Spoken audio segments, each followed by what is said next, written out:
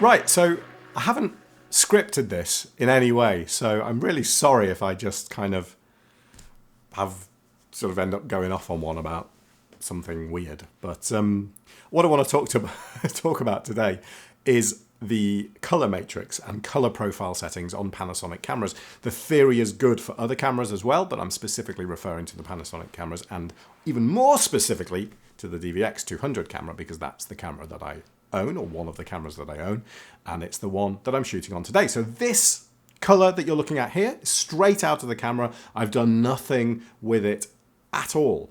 So this is what you get, and this is a custom profile that I've set up that I will post a link to in the description. I've made a lot of adjustments from the factory presets on the DVX200, which I find to be a bit oversaturated. I find the skin tones to be a little bit off. But as someone who's posted to a couple of my videos in the past, I think it's is it Christopher Ashworth? I hope I've got your name right. I think it's Chris. So he's posted up and said the camera, the camera's good. The camera is pretty reference. And to be honest, I think that's right. If you load up the factory presets on the DVX200 and compare them to a color chart, they are pretty good. It's really just the levels, the saturation levels. So not the color phase, but the saturation levels that need some adjustments. And when you adjust saturation levels, you naturally change the overall balance to basically change the look of the colors across the whole image. So it's very much like EQ with audio. If you don't actually change the top level, your kind of high frequency EQ, but you adjust your low frequency EQ, purely adjusting your low frequency EQ will highlight your upper frequencies and make them seem brighter. You haven't actually changed the level of them at all, but in comparison, they are higher. So that's kind of color can be thought of in a similar way, or at least that's how I get my head around it anyway. So the color matrix on a Panasonic camera, or at least this camera, as I say, contains 16 adjustable points. Well, each one has saturation and it has phase. So what are you actually changing when you make adjustments to those? Well, if you can imagine a color wheel, and in fact I'll put one up on the screen now when I edit this down, just so you know exactly what I'm talking about. A color wheel has from the center outwards a saturation level, and it has around it, sort of from clockwise or anti-clockwise, it has a hue. So you can, let's say you can start at a red point and you can move around to magenta, and you can go through to blue and through to cyan and through to green and through to yellow and then back to red. So on the DVX200, you have a red point, and then you have a red magenta point, then you have a magenta red, I think it is that right? And then you have a magenta point. So you have essentially between the red and the magenta, you have 2 points in between, which will be kind of reversed for you, won't it? So let's do this the right way round for you, the viewer.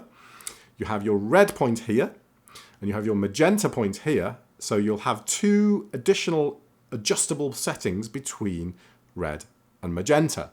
And as you adjust the phase, you essentially swing the actual, so if you had a perfect red, if you held up a perfect red to the camera, you'd have a point on your camera on the color wheel at a certain saturation level on the red line, in theory.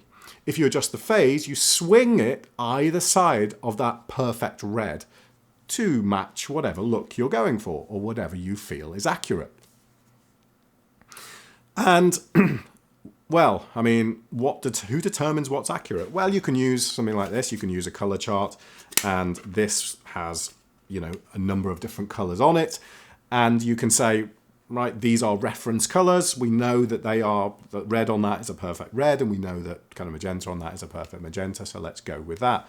But it's not always perfect in reality. So, you have to use your eye, and you have to go for a look that you want rather than just theory.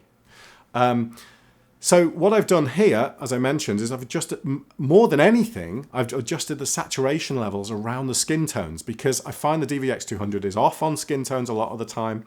And I've tried to adjust the red level to take that kind of over kind of flushed look out of the skin tones. And I've also adjusted the the next one round, which would be red, red, yellow, I think. And I've changed the saturation of that as well, because sometimes I find on highlights on the DVX200 you get this kind of yellow look across the skin, and that sort of helps with that. And on other colors, I have adjusted the phase slightly to bring them in line with what I see on my calibrated sort of monitor, and you know, matching up against color charts to be about right. So this is the look that you get. Whether it's right or not, well, you can be the judge of that. But as I mentioned, I will put a link below. But what I'll also do now is go through the settings, because on a previous video that I did on this, matching it to a Sony camera, I did put a link in, but someone sort of came back and said they'd prefer to actually just go through it and, you know, look at the individual settings rather than having to load a scene file in. So I will do that now, and I'll go through those individual settings on the camera so you can kind of follow it through step by step and say exactly how this color profile is set up, and maybe just work from it as an example. Or you might think, oh, no, I don't like the look of it at all, bin it off, whatever you want to do. It's up to you. But yeah, so that's really what you're adjusting on your color matrix. And I find that, you know, I mentioned at the start there that adjusting the saturation is better. I find that because when you adjust the phase, you naturally affect the look. You naturally push the phase of the next color along round a little bit too. They don't work completely independently of each other. So if you push your red round towards your magenta, then your next one round will start to get pushed round as well to some extent, which can create a sort of off look on the camera. It then starts to not represent colors accurately or correctly. So I prefer to just change the levels going up and down the color wheel from center to the outer point, and then work with it like that as much as I can, and then just adjust phase as a sort of little tweak afterwards. Does that make any sense? I mean, I'm probably talking complete nonsense here, and that probably makes no sense at all to you. But maybe if I tell you what, I'll go onto the other camera now, and I'll take you through the settings and maybe try and explain a little bit more as I'm going through. Okay, so for those of you who are familiar with the DVX200, this will be a very familiar view, and probably also to some extent for Panasonic users as well. But we'll go into the menu and just work through this. So I'm putting this as scene 1 in the file. The rest of them are the factory presets, I think. So let's go into the menu, and firstly, I'm just going to show you here under other function, because it's important to note that the color tone, this was something that was added on the DVX200 at a firmware version, I don't know, was it 1.51 or something? This was added in. So if you're using an older firmware, you won't have this option, but this is set to color tone natural. They did a change to the matrix, and sorry, that sounds funny if you're sort of old, and changed it so that the colors were better from the camera.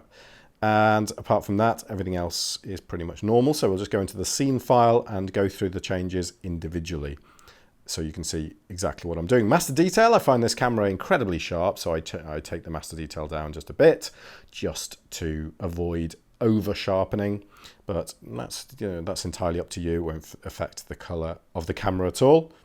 And the RB gain control settings for the individual white balance presets, well, I don't change those at all. Again, this is mainly done in the color matrix.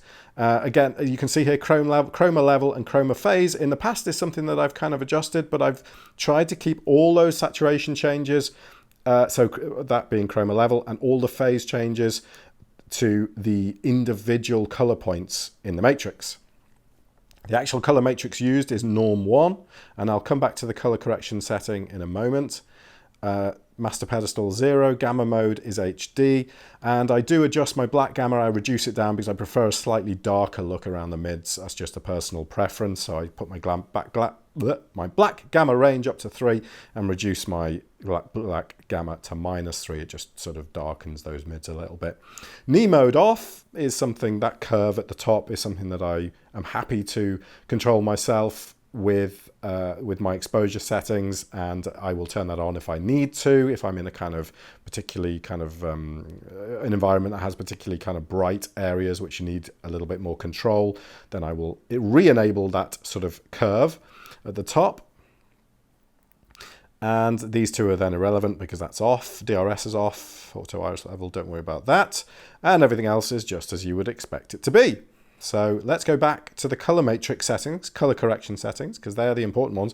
And here, these two pages, as you can see, they are the 16 points on our color wheel. So yes, starting red at the top, going red, magenta, and magenta. In fact, there are only, no, I was wrong, wasn't I? Because there are two between these, but between these ones, there's only actually one.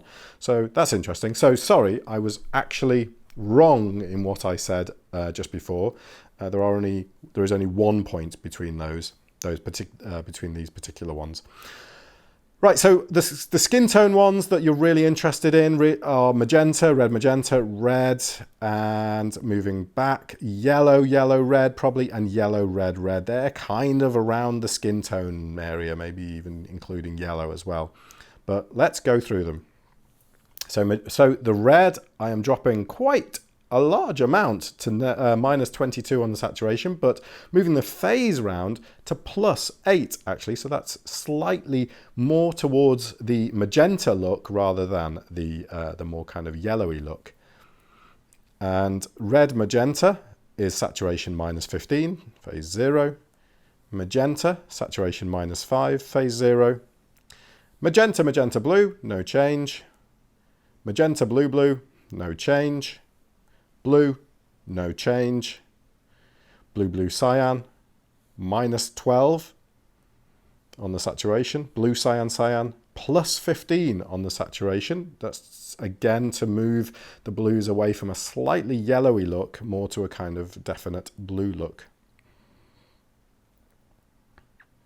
And cyan is 0.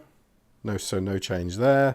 Cyan green is 0. Green, no change there as well. Green, yellow. Quite a big change on this one. -10 saturation, -25 on phase.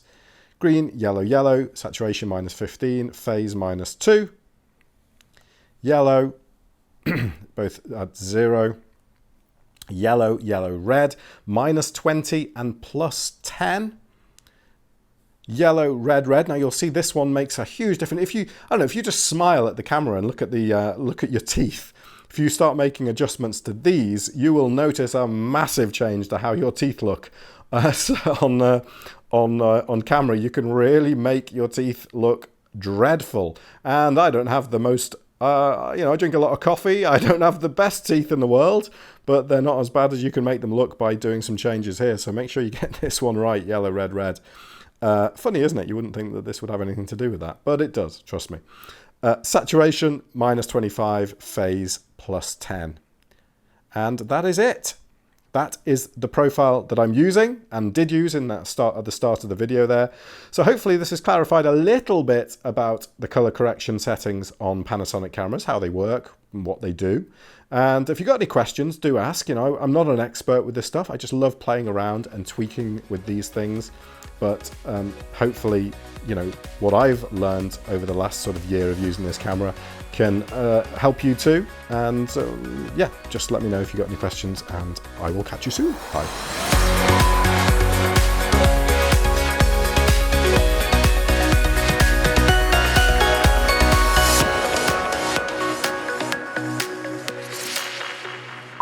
For those of you who are interested to know how this video was shot, or the start of this video was shot, this is the DVX200 camera. It's a fixed lens camcorder, and which to me is perfect. That's exactly what I need. I don't want an interchangeable lens camcorder for what I use it for. And dual SD, but I'm actually recording out of the HDMI into the Atomos recorder, as you can see there. And you can see the toys down there as well. And this is the mic that I was using on that first portion. This is the Rode NTG3, and that's just mounted to the side of the camera using a Rycott, the one that goes in the in the clamp here because this mic is too thin to go in here, and this also basically gives it a far better sort of shock mount as well than this standard clip. So it's pretty sturdy. It doesn't look it because this is meant to flex around. So there you go. That is the setup that I'm using.